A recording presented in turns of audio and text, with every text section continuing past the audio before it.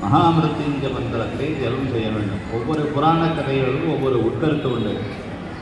ஒரு காலத்தில் நம்ம ஜோசியக்காரங்கிட்டலாம் போய் ஜாதகத்தை கொடுத்து சனி எங்கே இருக்கான், குரு எங்கே இருக்கான், செவ்வாய் எங்கே இருக்கான்னா பார்க்குறதில்ல. திருவிளையாட புராணத்தை புத்தகத்தை எடுத்து அதில் கயர் சாத்தி அது எந்த புராணத்தில் எந்த திருவிளையாடலில் வர்றதோ அந்த திருவிளையாடலை படித்தால் அவருடைய கஷ்டம் நீங்கும் அப்படின்னு ஆதியிலே முதலே சொல்லியிருக்காங்க. ஆனால் இப்போ அந்த பழக்கம் கயிறு சாத்தி படிக்கிற பழக்கம் இல்லை. அதே போல் திருமுறைகள்லேயும் உண்டு. திருமுறைகள்லேயே நமக்கு ஏதாவது ஒரு கஷ்டம் வந்தது அப்படின்னாக்க திருமுறையில் கயிறு சாத்தி அதை படிக்கும் பழக்கம் இருந்திருக்கின்றது. தற்போது அது இல்லை. நம்ம இப்போது ஏஐ அஸ்ட்ராலஜராக வந்துட்டாங்க. ஃபோனில் ஏஐ அஸ்ட்ராலஜர் டேட் ஆஃப் பர்த்தை மட்டும் சொல்கிறேன், நான் என்னன்னு சொல்கிறேங்கிறான். எதை வேணாலும் சொல்லலாம். பிறப்பையும் மரணத்தையும் எம்பெருமானத்தால் யாராலும் சொல்ல முடியாது.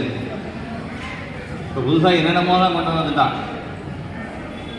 ஒருத்தன் என்னன்னாக்கா குதிரை கழிவாளத்தை மாட்டுங்கிறான், சுரக்கா கூட வைங்க, என்னென்னமோ சொல்கிறார்.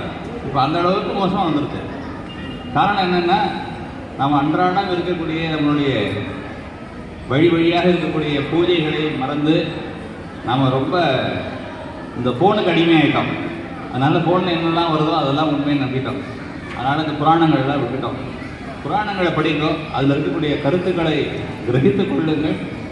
வாழ்க்கையில் மேன்மேலும் உயரலாம் அப்படிங்கிறது என்னுடைய தாழ்மையான கருத்து. அதுக்கடுத்து நாரைக்கு முக்தி கொடுத்த படலம்.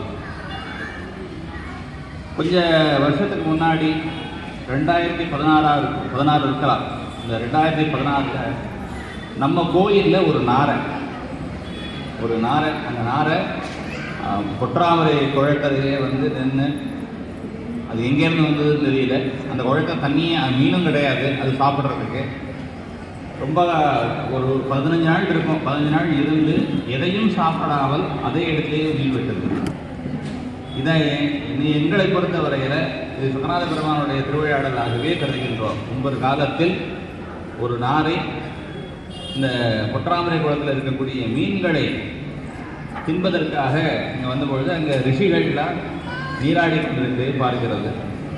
அப்போ இவ்வளோ பெரிய முனிஸ்ரேஷ்டர்கள்லாம் நீராடக்கூடிய இந்த இடத்துல நாம் வந்து மீனுக்காக ஆசைப்பட்டு இங்கே வரும்பொழுது நம்மளுடைய அழகனால் குட்டப்பட்டு இந்த ரிஷிகளெல்லாம் துன்பப்பெறுவாங்களே அப்படின்னு சொல்லிட்டு சொக்கநாத பெருமான்கிட்ட பிரார்த்திக்கிறது.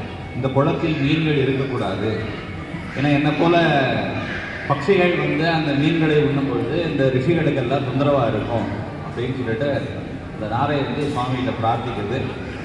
அதனால் அந்த குளத்தில் எந்த மீனும் இருக்காது. பொற்றாமரை குளத்தில் மட்டும் எந்த ஜீவராசியும் இருக்காது. அதற்கு பிறகு ஒரு பட்ச காலம், அதே புராணத்திலே அப்படிதான், ஒரு பட்ச காலம் ஒரு 15 நாள் அதே இடத்துல இருந்து அன்ன ஆகாரம் இல்லாமல் பொற்றாமரை குளத்திலேயே மடிந்தது. அதுதான் நாரைக்கு முக்தி கொடுத்தது. அந்த நாரைக்கு சுவாமி முக்தி கொடுத்துட்டார். அதே போலயே 2016 ஒரு நாரை வந்து தவளையை சாப்பிடும்.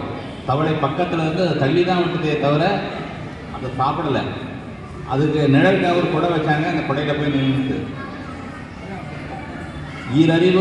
ஓரறிவு இருக்கக்கூடிய ஜீவன்களுக்கு கொடை இருக்குது, நிழலில் போய் நிற்கணும்னா தெரியாது. கொடை கொடுத்தவொடனே கொடையில் போய் நின்றுட்டு ஒரு பட்ச காலம் வாழ்ந்து அதே இடத்திலே மடிந்தது.